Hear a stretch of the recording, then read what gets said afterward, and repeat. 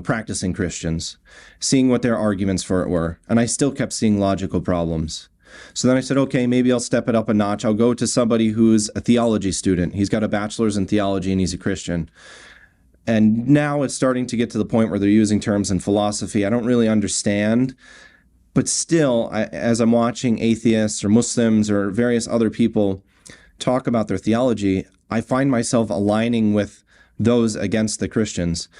And, the thought that Isa alayhi salam, he is God, but he's also not God.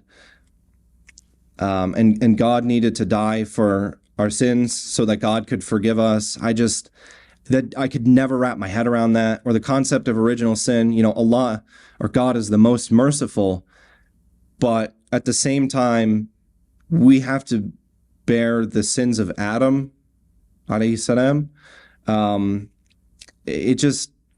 It didn't make sense. And then I started looking into the historicity of the Bible, and I could see how, there are Christian scholars who say it's been corrupted and this has been added or this has been changed. And, I couldn't keep going. That didn't take me very long.